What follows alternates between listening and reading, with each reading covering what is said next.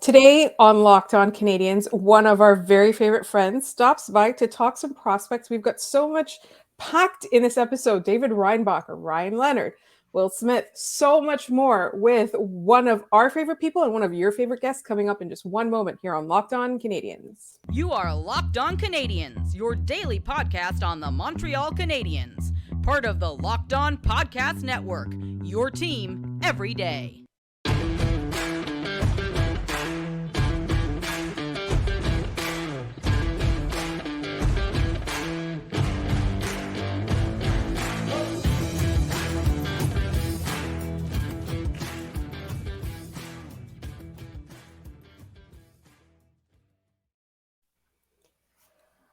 Hi there, everyone, and welcome to episode 867. Today's episode is brought to you by Gametime. Download the Gametime app, create an account, and use code LOCKEDONNHL for $20 off your first purchase. My name is Laura Saab, also known as the Active Stick, and I'm joined, as always, by the wonderful Scott Matla and a very special guest. Scott, I'm going to throw to you to introduce our special guest, just because I don't want to, he's somebody that we love very much, but he's also somebody that you wanted to have on for so many weeks now. So go ahead, Scott.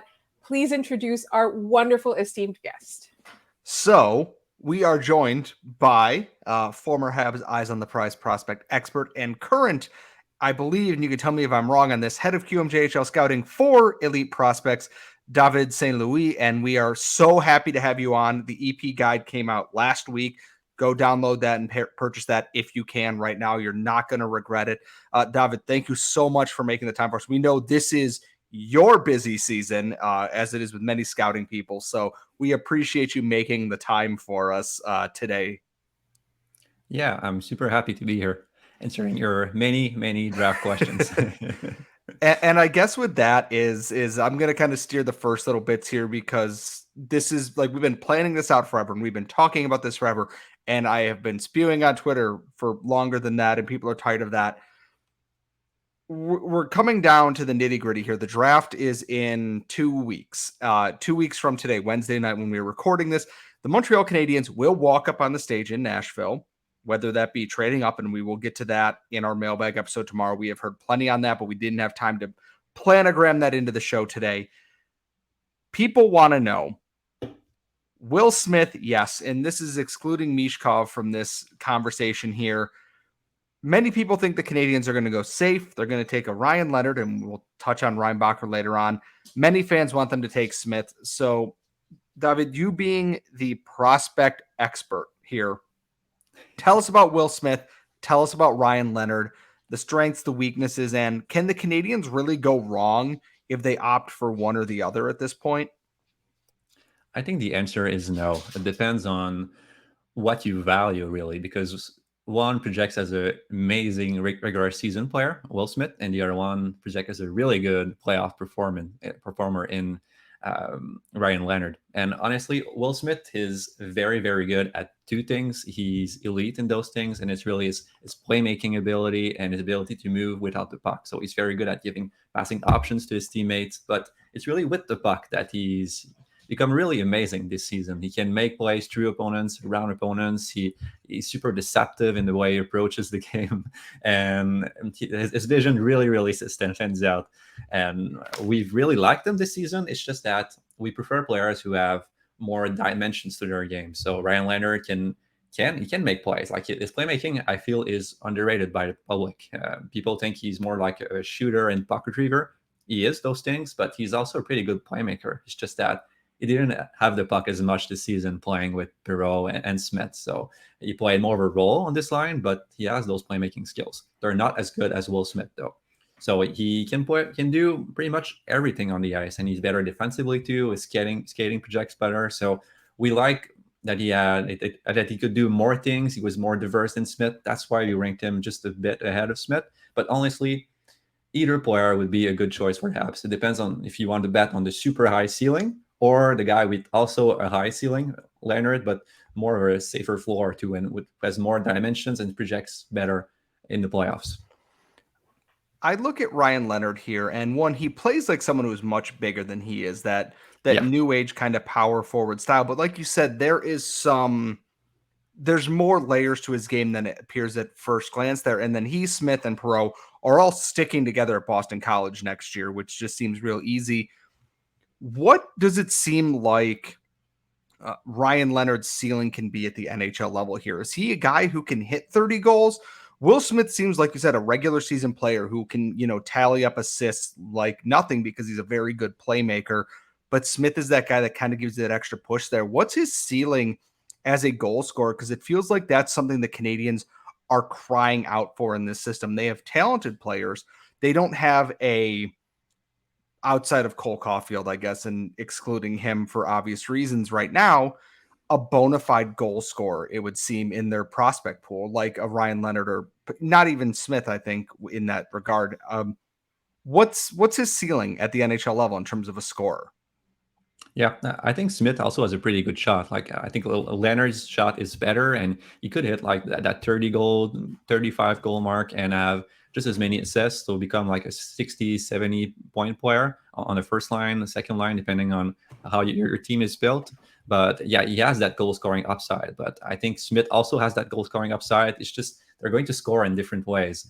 Smith is going to score more on the power play with his shot, with catch and release, and Leonard can score from distance. He can beat goalies from the top of the circle with his shot, with catch and release, like scoring off the pass, and he can go near the net and score by just diving in and finding the puck there. So he has more dimensions as a goal scorer. And usually the reason we like this, and I keep talking about this, is that the more players increase in level, the harder it is to be specialized. So you can't just do one or two things. You have to do multiple things because it becomes harder for your position to shut you down.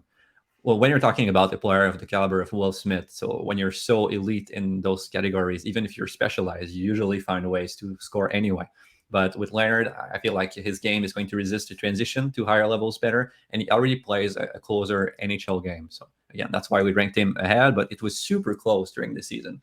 We kept debating this, and we're still debating it, and it's locked into place on our draft board, but we couldn't agree. It was really a 50-50 split inside our team, and we just had to decide at the end. So they're both goal scorers.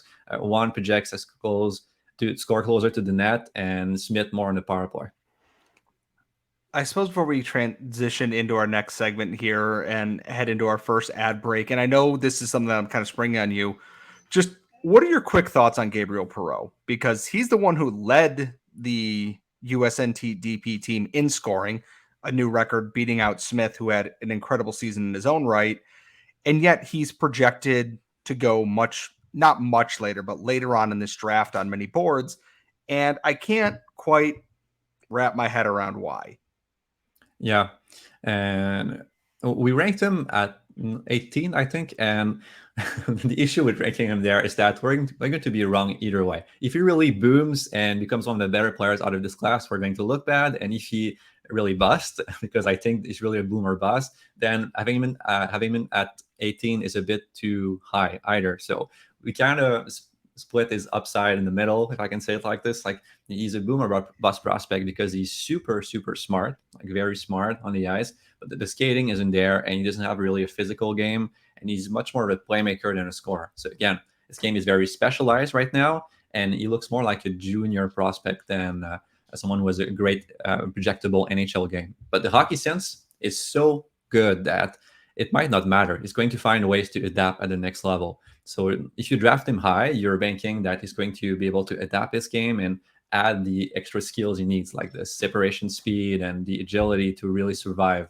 in the AHL and thrive too on a top six line. Because he's not going to be someone you can really slot on a fourth line as a checker. So he's either top of the lineup or doesn't play that much at all. So that's why he's lower on some lists. NHL teams don't like risk when they draft high, so they might drop him a bit. But I feel he's going to go top 15 somewhere in a team that really values hockey sense and upside.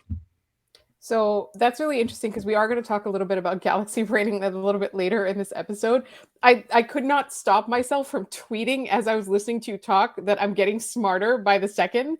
And we're going to talk about so much more. Obviously, the biggest name that people are throwing around right now, and I know there's some rumors that the Canadiens are going to be trading up or trying to trade up at the very least. And we're going to talk about all of that.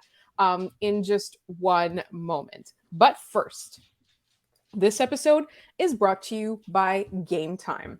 How often do you find out that an artist you love is going to be in town and you try to get tickets and you're scrambling and you can't get your hands on any? Well, this keeps happening to me, but it no longer is going to happen to me because I've discovered Gametime. Getting tickets should not be stressful and you should be able to get them at the last minute. Gametime has flash deals and easy to use. It is the place for last minute ticket deals. Forget planning months in advance. You don't have to stalk your favorite artists on social media. You don't have to fight or sell a kidney to get your last minute tickets. Gametime has deals on tickets literally right up to the day of the event. You can get them on that day, and you can get exclusive deals on tickets for football, basketball, baseball, concerts, comedy, theater, and more. The Gametime guarantee means you're always going to get the best price, because if you find tickets in the same section and row for less, Gametime will credit you 110% of the difference. You can snag the tickets without the stress on Gametime. Download the Gametime app, create an account, and use code LOCKEDONNHL for $20 off your first purchase. Terms apply. Again, create an account, redeem code LOCKEDONNHL, and you'll get $20 off. Download Gametime today. Last minute tickets, lowest price, guaranteed. All right, it's time to discuss Reinbacher and what the Canadiens are going to do. They're going to make people angry is what they're going to do. And before we let David do his thing here, is being at the combine and talking with other members of the scouting community, other people in the media and everything, the general consensus is the same. He's not a bad player. He's not going to hurt the team that he is drafted by in any way, shape, or form. It's just that picking him at 5th overall is like bunting with the bases loaded, when you can swing at anything and go for a home run. I like David Reinbacher. I like a lot of the elements of his game. He seems like a player who is very humble, knows what he's doing, very smart, and has a very solid base to build on. It's just unexciting. It is the beige paint of draft picks. And that might be a little mean, but it's for a team that really wants to, play with skill and pace and have all these exciting players. David Reinbacher is like showing up in a Toyota Camry when everyone else shows up in their like big fancy sports car to the event. I like him. I don't like him at 5th overall like him. I'm going to turn it over to you to try and convince me otherwise of this statement. Yeah, because I kind of like him. Even at 5th overall, I think it's acceptable. That's the right word to use here, but it's not exciting, like you said.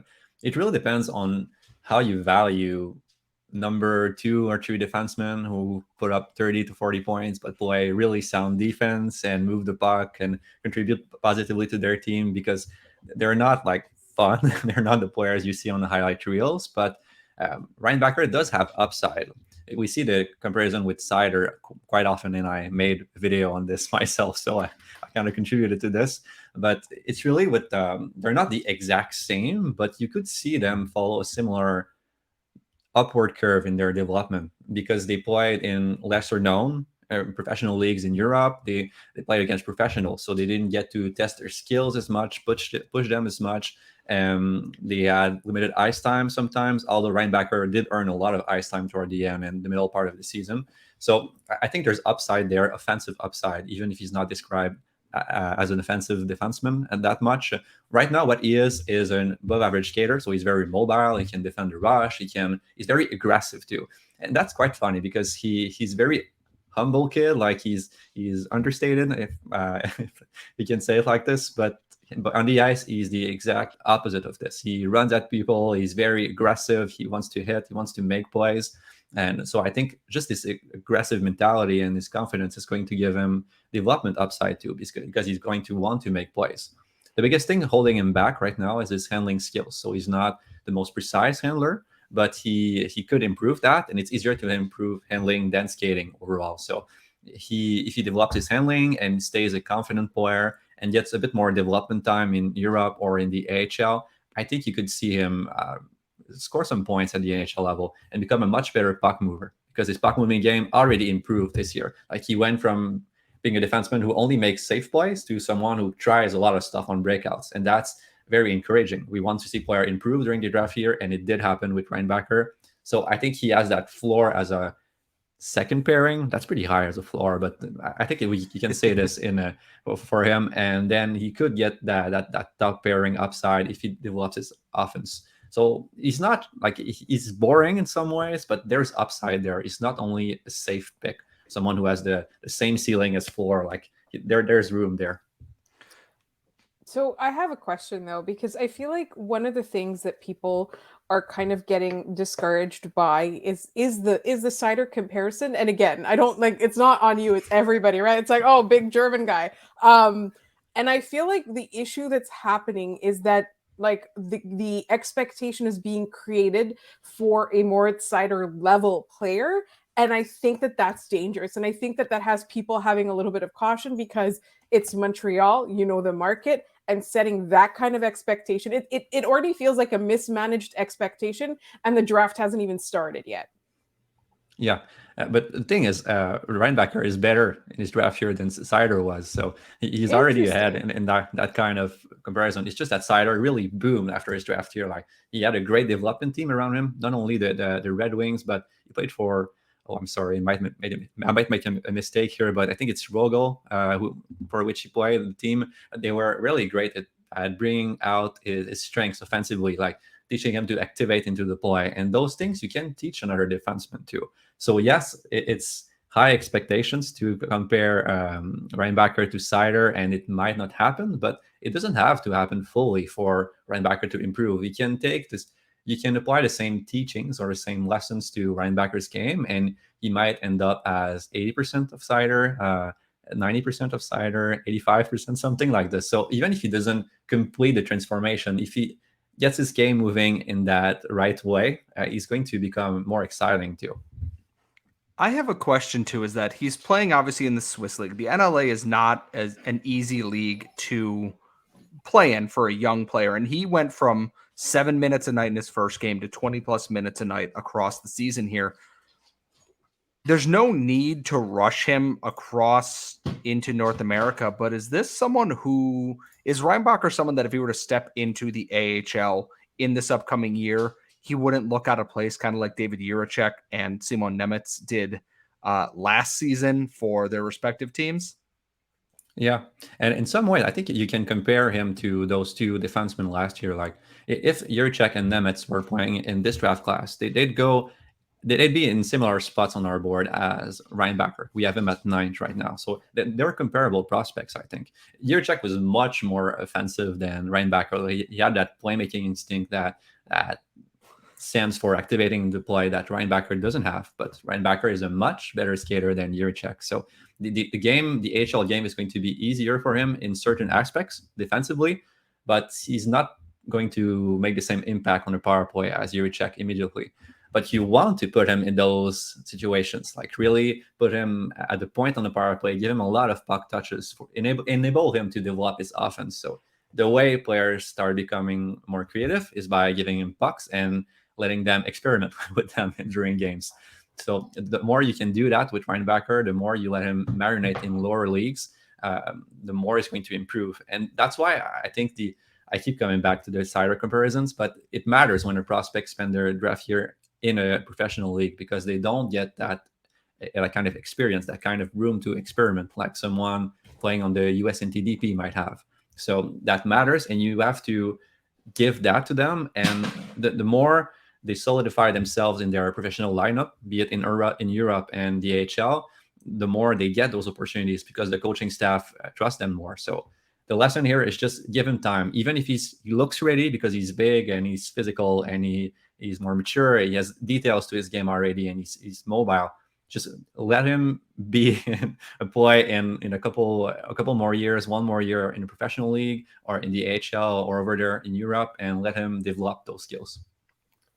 I think one of the things that this is why I love talking to you is because you always remind us of the little details and the little things to work on. The thing that's really interesting is that for me, like their NHL coach is that kind of guy who would have been perfect at a lower level to develop him, Yeah. right? Like Martin St. Louis is that guy. We're going to talk a little bit about Marty and who he's going to coach or who he'd like to coach later on in this segment. But up next, what we have is all of your questions. We asked for questions specifically for David, not mailbag questions, like specifically for David, and those are all coming up in just one moment in our final segment here on Locked On Canadiens. But first, this episode is brought to you by Bird Dogs.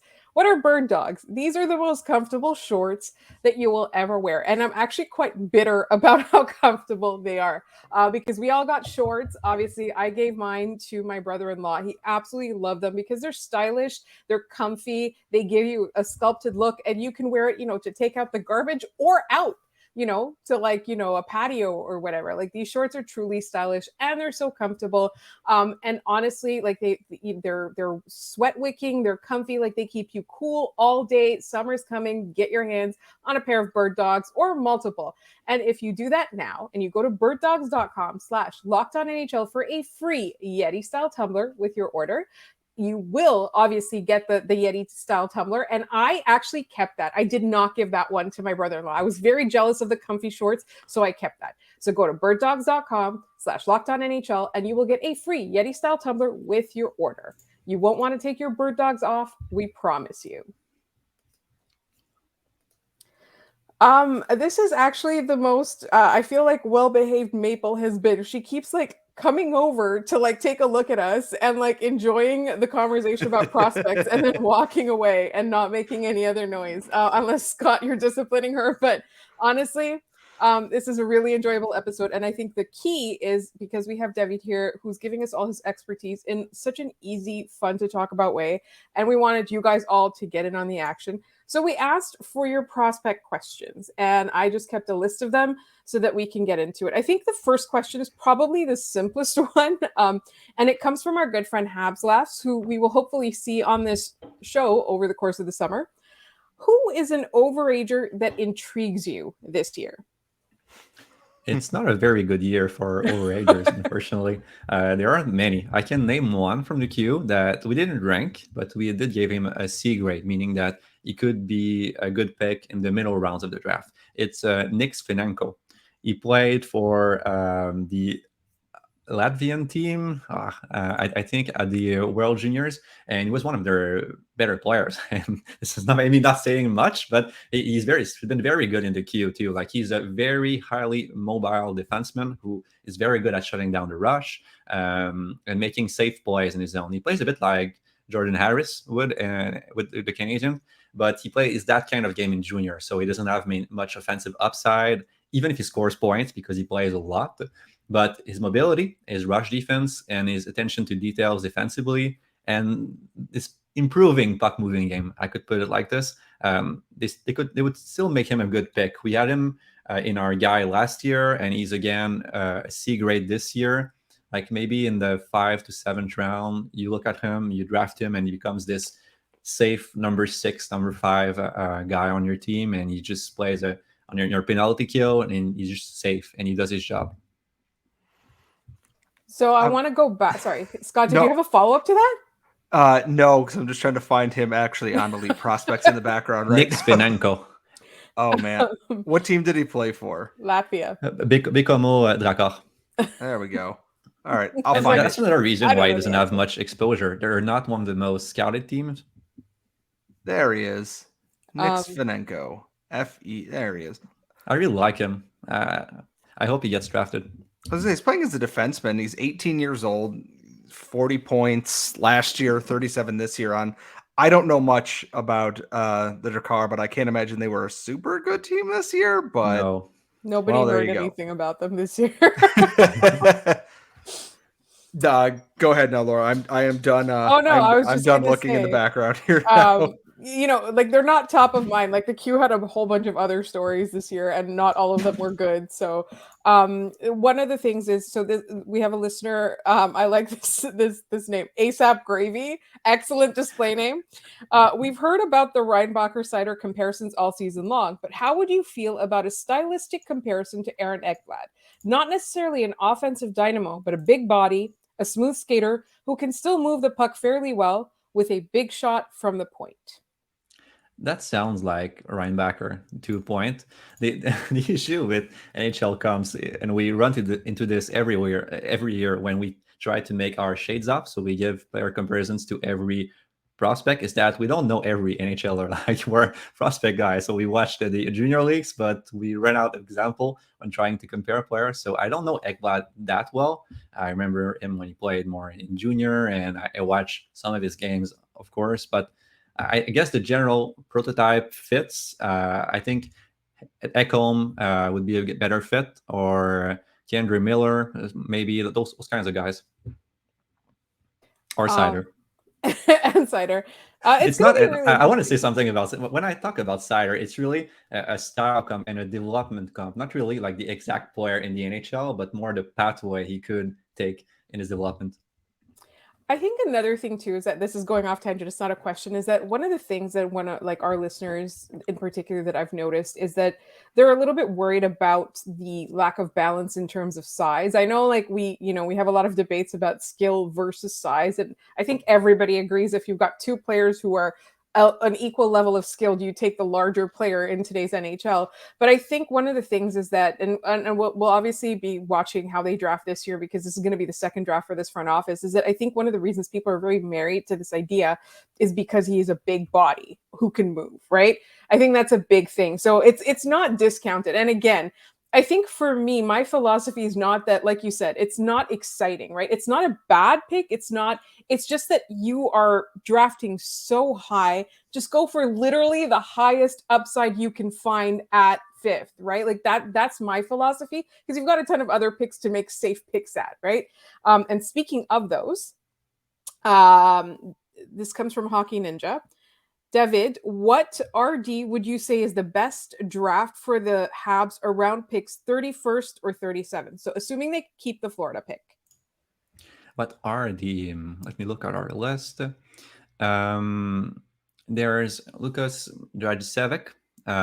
He's just want to make sure that he's really. Some people are very good at knowing the handling side of prospect immediately or player. I'm not one of those guys. I have to really check every time. Yes, he's RD, and he's a very offensive defenseman. So he gets his points on the power play and about moving the puck up ice too. He's very smart. Like he's deceptive in the way he moves the puck. He's very intelligent in the way he moves away from the puck too. So he attacks the puck as of space. He goes for backdoor plays. He was going to fake the defenders at the point and create lanes for his shot. Like he's a power play quarterback, and even at 5-on-5 in junior, he's a quarterback. So he's very smart, but his skating isn't great right now, and he needs to really learn to defend. So that might be a problem at the next level. It's going to be more of a long-term project. And one defenseman that we really like, I just want to make sure that he's still, he shoots right too. It's Bo Akey. We have him a bit higher than other scouting agencies, but what he does well is that he's hypermobile. So he's almost the opposite of Dragicevic. He defends the rush very well. He moves puck very well too. Some games he's more of a safe shutdown defenseman, but he has these amazing flashes of offensive ability too. And he played behind Brent Clark this season, so he didn't have all of the offensive opportunities. But next year, when he goes back, he's going to get a lot more puck touches, a lot more chances to run the offense. Highly mobile. His defensive game projects very well, and his puck moving game kept improving during the year. He has a ton of skill, so we really, really like him. He's a great package of tools on which you bet, and you hope that he really develop with those tools over the next years. We've got a couple of more questions. So one of the questions was, with rumors that Montreal wants to move up to 4th overall, is it worth it or not? Actually, the rumors are cooking that they're trying to move up to 2nd. So Scott and I are going to spend a considerable amount of time on our Friday episode talking about this because right now we don't know. There's like a lot of talk and a lot of insiders. And again, you have to bet on Anaheim being willing to be a willing partner. So I'll move on from that for now and go the other way around. So I've got Martin St. Louis on Twitter. Martin St. Louis, not the official Martin St. Louis. Could the Habs trade down 3 to 4 spots to get an additional asset? Yeah, I like to think that it's the real Martin St. Louis asking us, could the Habs trade down? Does he have his eye on somebody in like that 7 to 10 range? Yeah, it's probably going to be Zach Benson, of course, like the same kind of size, some kind of. Actually, the play style fits like the comparison too. Like he's very hardworking. He has this ability to play on the boards and make plays against much bigger defenders. He bounces off checks like Martin St. Louis, and he has that kind of vision too. He's very diverse, so it's not the exact comparison, but in terms of style, it kind of fits. And Zach Benson is probably the second smartest player in this draft, except for Connor Bedard, because he doesn't have the same creativity necessarily with the puck, but in terms of positioning and in terms of vision of play and orchestrating the offensive play with short passes and moving in the right spot at the right time, playing defensively, playing inside the system. He's super smart. Like his game is highly mature and he has all those details. And on top of it, a lot of skill too. So he's the perfect package except for the average skating and the size. And those things always scare NHL scouts, NHL GMs especially. But if he falls too much, it's going to become the steal of the draft for sure. So I would trade down like to 7, 8, 9 spot, get some more assets and draft Zach Benson there for sure. So how mad would you be though if they trade down and just take Dewarsky instead? They would get more assets, so it wouldn't be like a bad trade. But there's a pretty big gap, I feel, between Dewarsky's upside and Ryan Leonard and Will Smith, for example. I think the thing with Dewarsky is that he's perceived as this safe middle six center, I guess, like physical guy who's very mature right now, but he's not really that. Like his game is very immature right now. He tried to play at a professional level this season, and he played great inside his team system. Like he was not a liability defensively or anything, but he has high-end skills, but he doesn't know how to use them yet. So he really needs to spend a lot of time like refining his game. So there's upside in this game. I just don't think the hockey sense is as high as Leonard and Smith and Benson, for example. So there might be a limit to how much he can improve, but when someone is that toolsy, like it's easier for them to find solution to defensive pressure and really improve. Like the more tools they have, the stronger their development foundation really is. So I like Dewarsky, just not as much as Benson and the other guys I named. So a question that comes up with Benson a lot is obviously the skating. Every person we've asked about it as well. Do you think that his awareness on the ice will enable him to kind of get around that? Or is it just one of those things where it's just always going to plague him? It's always going to plague him. That's the real answer. Because he's going to find ways around, like you said, but it's still a weakness. Like you have to account for it. It's going to be harder for him to play in the NHL than Dewarsky, for example.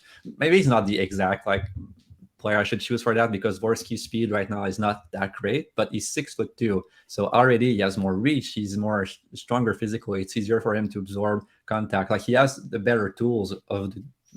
That's arguable, but he has the better measurements in physique of the two. So the taller you are, the faster you are, the easier the game is. So the game is going to be harder for Benson. But even if the playing field is not leveled, he's going to find ways to create a lot more than Dewarsky, I think, because he's just that smart, and you bank on the hockey sense that high, I think.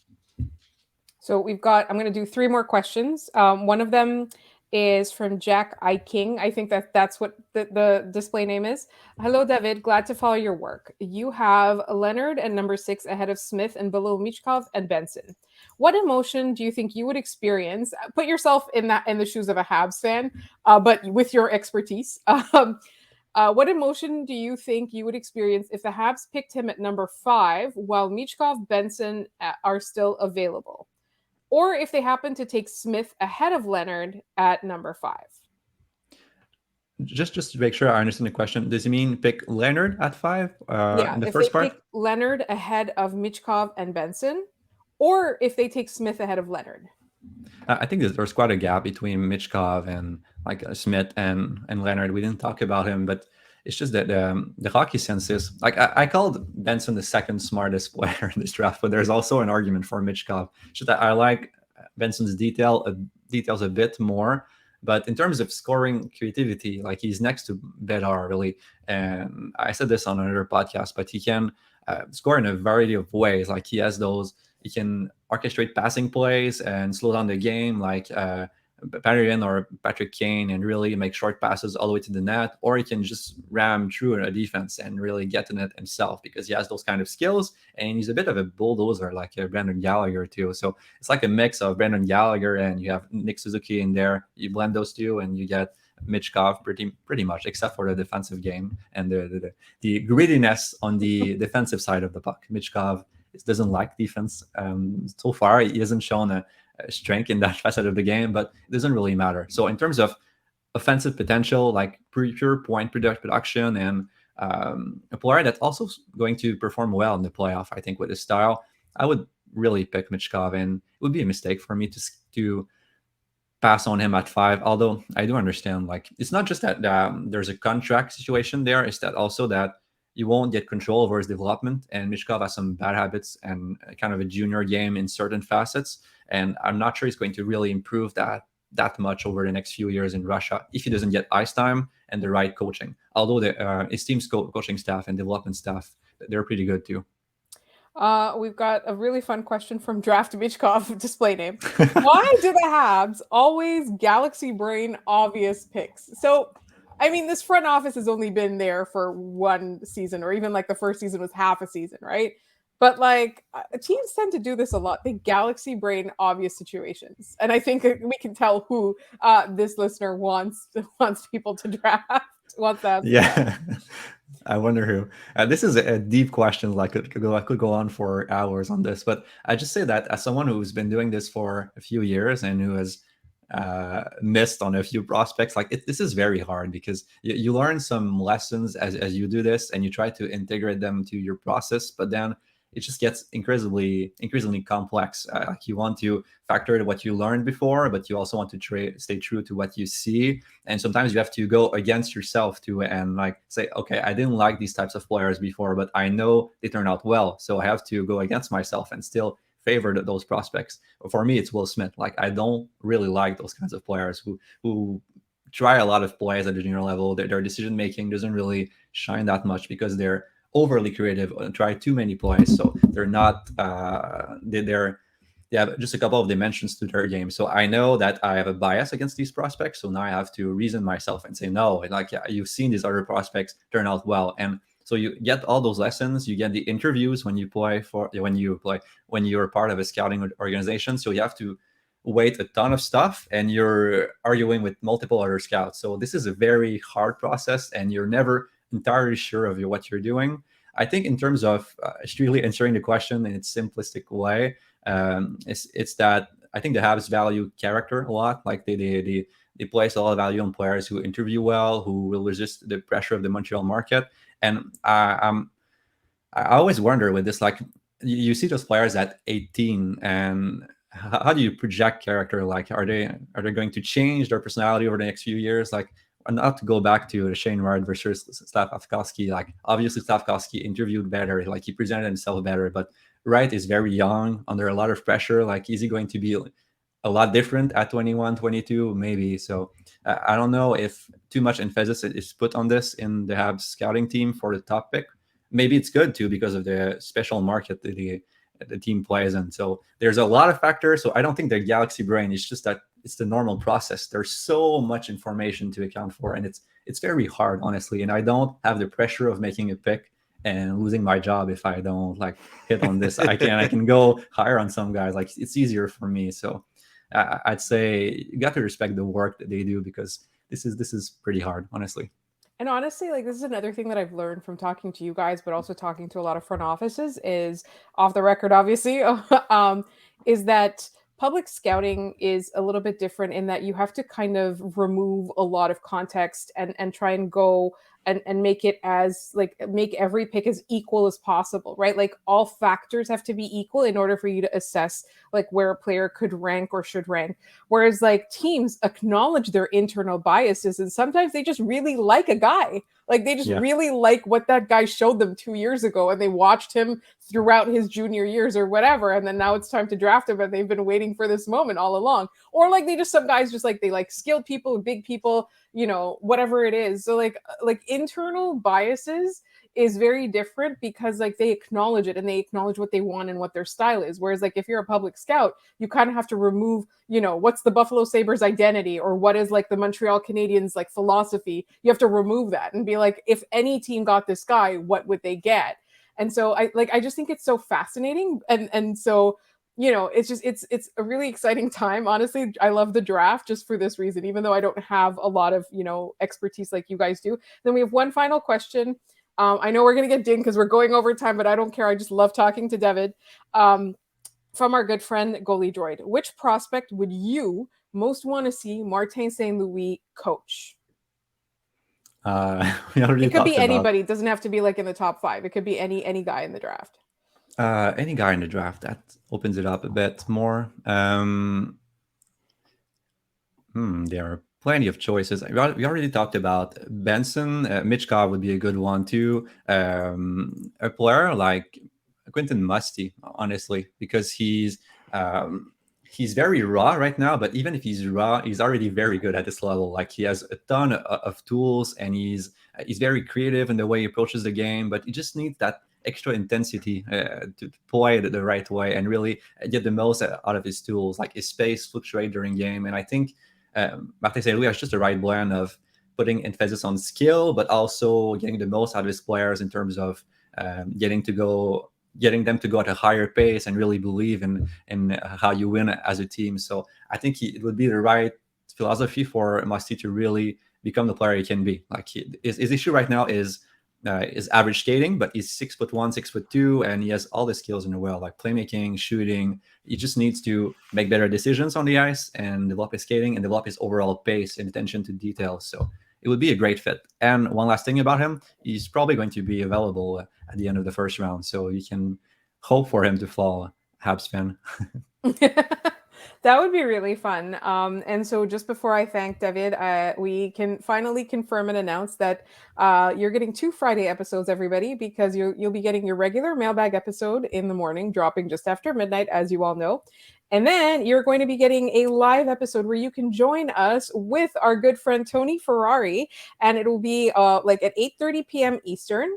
It will be on our YouTube channel. You'll be able to ask questions, and we will just be sitting there chatting, you know, an informal kind of chat with Tony, and you can ask pretty much anything. I know you'll have a lot of prospect questions, but that, you know, we're very excited for that. So that's coming up on Friday, 2 episodes on Friday. And in the meantime, I really want to thank David. And David, please tell us about the annual draft Bible that everybody should be going to every year, which is now out. Yeah, well, we're running a sale for a yearly subscription, and you get the draft guide too, and it's just it's a monster again this year. Like you won't be able to read it in its entirety, but you can always click on players, and it brings you to their profile, and we've got something for everyone. Like if you just want simple descriptions of players, we have that. We have track stats, so advanced stats. We have quotes from NHL scouts. If you don't like our opinions, we have NHL executives anyway, so you can still refer to that. And we have our game reports. Like if you really want to dive in on a player and read for hours about them, like we have 40, 50 game reports about them. So it's in depth. It's beautiful. Honestly, we have a great graphic designer, like someone who helped us with that. We're really, really proud of it. I think it's our best product as of now. And subscribe to EP Ringside. We have a ton of articles. There's our YouTube channel too. We have a lot of prospect content, honestly.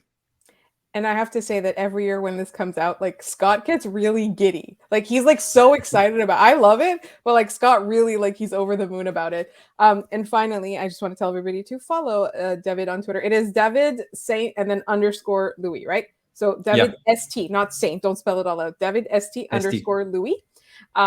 Thank you so much, David, for your time. And in the meantime, if you want to find us on Twitter, we're at LO_Canadians. Don't forget your mailbag questions. You can also email us at lockedoncanadians@gmail.com. We are free and available wherever you get your podcasts. So subscribe, like, tell your friends. We've got tons of draft content coming up. Thank you so much for listening, and we will talk to you tomorrow.